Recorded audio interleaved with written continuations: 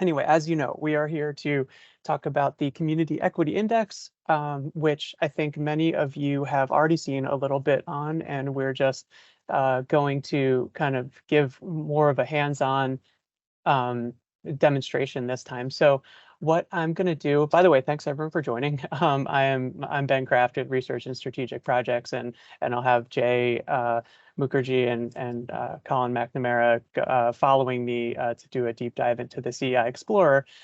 So I am really going to do a very quick version of just background and introduction to the CEI Community Equity Index, and I'm going to leave most of the time for the demonstration of what the CEI Explorer and the web application can really do. So, and we've also, so everything's muted, the chat's muted, there's going to be no questions. We're attempting to get this done quick enough to be able to leave 10, 15 minutes for discussion and questions at the end. So we're just going to kind of try to go right through this and discuss at the end. So this, and again, the part I'm going to do is going to be pretty quick, going to be pretty high level. And if you have any additional questions on some of the material, then I can just be reached, privately, or there's other ways to hear me give this talk. So yeah, the Community Equity Index is done under our equity agenda for planning. We're defining equity here as just and fair inclusion into a society in which all can participate, prosper, and reach their full potential. That will come into play, and I'll explain a little bit in how we do the methodology for the CEI. And of course, there were a lot of you are probably familiar with the equity focus areas, which kind of were in a way a predecessor to this, also somewhat separate. Again, not going to get too involved into the differences and the whole history of the CEI versus the EFI. So the CEI, how it works is that it hinges on this idea of just and fair inclusion, meaning inclusion in each of the neighborhoods of our county, and that inclusion depends on the proportionality of socioeconomic advantages or disadvantages in each neighborhood compared to the average neighborhood. That is, what cross sections of our county, based on socioeconomic characteristics, are included and which aren't. Are there people with certain characteristics clustered in one area versus other characteristics clustered in another area? And that's kind of basically what the index is showing. And so the way that it's constructed, or the way that the math works, is actually pretty simple. It comes from mainly The Color of Law, where the book about the history of racial residential segregation, where the author isn't really it's just kind of proposing that one way we could think about racial segregation, and whether something is segregated or equitably distributed, is just to think about plus or minus 10 percentage points deviation from the area-wide, in this case, would be Black share of the population. So if let's say you're looking at a county that's 30% African American, if a neighborhood in that county is anywhere between 20 or 40%, that's something that under this framework we would consider equitable or not segregated. And that's really the metric we use and we apply this criterion to each of the 5 indicators, which I'll show you in a second. So really, it's the CEI. The question it asks is, how far does each tract diverge from this countywide average indicator score? How many percentage points away is it? If we consider this countywide score proportionate, and so these colors will come into play, where if the countywide score is this average, it's the benchmark, where it's going to be showed in yellow, and as you diverge in either direction, you get to disadvantage, or you get to, which is orange and yellow, farther away from the countywide score in one direction, or as you get towards the blue color on the map, it's farther away in the other direction, and towards people having more advantageous socioeconomic characteristics. Okay, so here's the 5 indicators, and so there's kind of like a topic that they measure, and then there's an actual indicator, or statistical measure that we are using to indicate that topic. So there's economic insecurity, which is the percent of people who are under 200% of the poverty level. That comes from a specific American Community Survey variable. There's earnings potential, which we're measuring by the people with or without a bachelor's degree. There's housing stability and wealth building, which we're measuring by the percent of people who rent housing. There's barriers to inclusivity and resource access, which we're measuring by the percent of people who speak English less than very well. That is the actual wording that the variable uses. It's very awkward, but that's what the ACS variable is called. And then simply just income, which we measure by per capita income of each neighborhood. I'm just gonna kind of gloss over the characteristics. There is no one right answer or right way to construct an index. There's lots of these that have been done. They all vary in one way or another. So but and lots of people obviously have different opinions about what represents equity and what should be in an index. But we tried to come up with a set of criteria for how we would get or derive our indicators. And so I'm just going to talk about a couple of them. The first one is this idea that characteristics that can change over time or the life course. So all of our indicators can change over time or the life course. And one of the reasons that we did that is just because on the conceptual level, we want to be able to think of how neighborhoods can change and how neighborhoods can become more equitable. And there's like really two ways that can happen. That can happen based on, or that can happen from people coming into or out of a neighborhood. The actual people have these characteristics that they bring with them when they change location, and that can change the metric, the CEI metric. The other way is that people can actually change their own socioeconomic status over the life. They can earn a bachelor's degree. They can go from, they can buy a house. They can increase their income.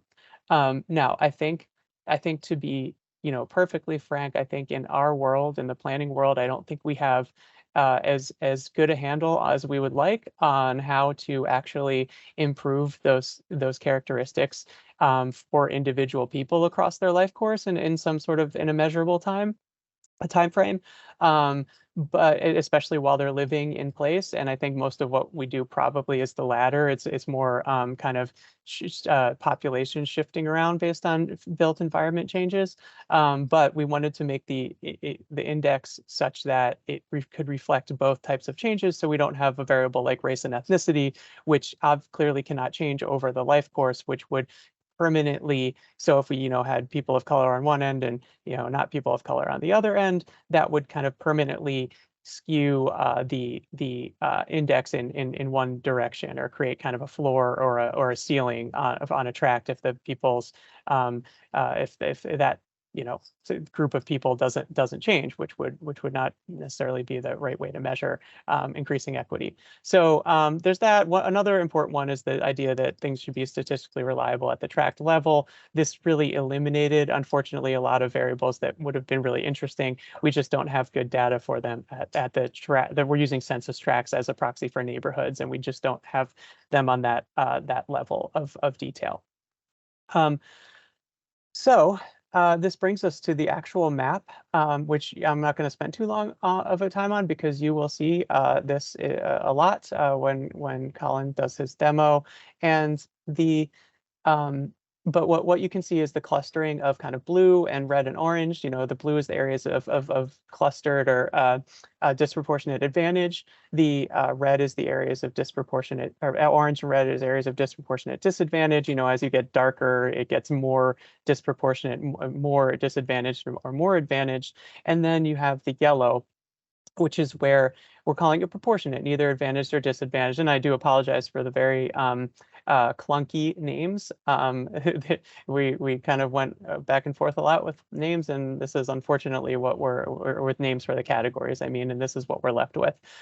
So we're trying to kind of phrase things more in terms of just their color. So the yellow tracks really do represent under the framework of the CEI, and there's lots of ways you could think about equity, but in this sense, they show where tracts are representative of the county's diversity overall. So even though they're in the middle, which is where a lot of these types of indices, opportunity equity indexes, there's a lot of them out there, and they tend to kind of be they go from like a top to bottom or bottom to top, and they focus on the ends. But what one of the main things that we're trying to do with this index is actually switch that focus. I mean, every tract deserves focus for certain reasons, but what kind of the benchmark we're using is not like the most highly advantaged tracts, because those are signs of inequity in some sense. We're looking at the middle, the yellow tracts,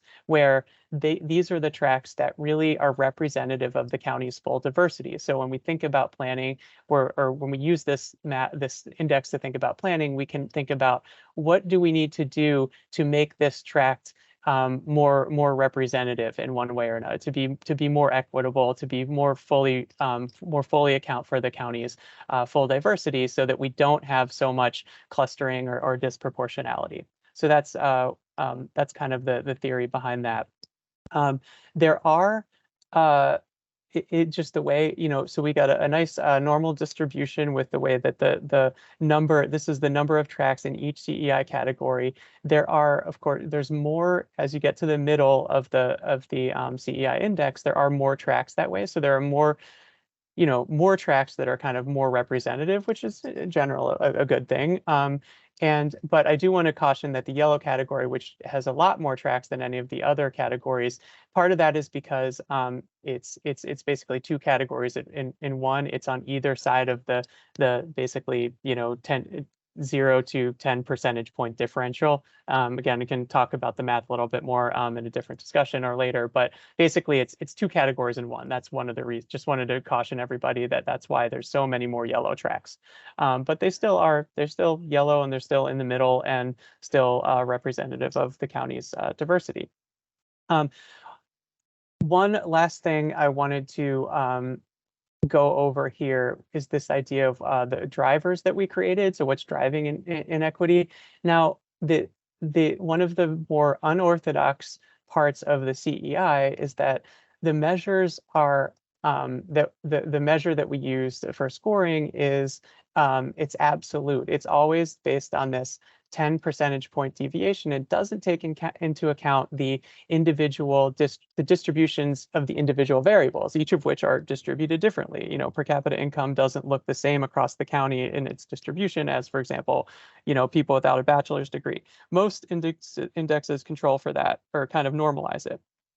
There, for a few reasons, we chose not to.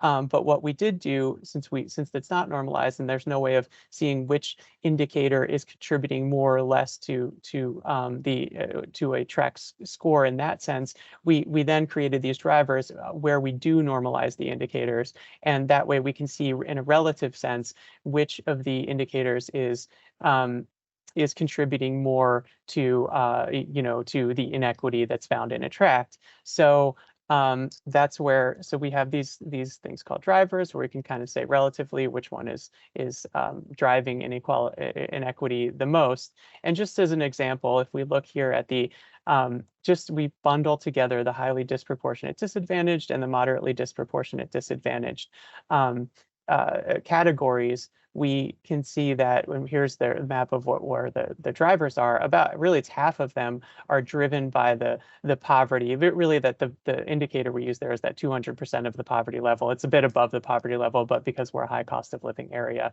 we're kind of calling that poverty here. But that's a big driver at the very disadvantaged end. That's just where we have a lot of concentrated poverty. And of course, we have some of the other variables. There's a lot of places where there's really high amounts of people who have trouble speaking English. Also where there's, much really low levels of college education. But for the most part, these tracks are being driven by this high concentration of poverty. The opposite end, the two most advantaged categories, it's by and large, it's just these places have extraordinarily high incomes compared to the rest of the county. So that's really what's, the West County is just being kind of the exclusiveness of it is just as I don't think it's a shock to anyone that it's driven by very, very high incomes over on that side of the county. And then with that, I am actually going to turn it over to, I believe, Jay first, and then he'll turn it over to Colin, and so we can show you how this works. And let me stop sharing my screen. So go ahead.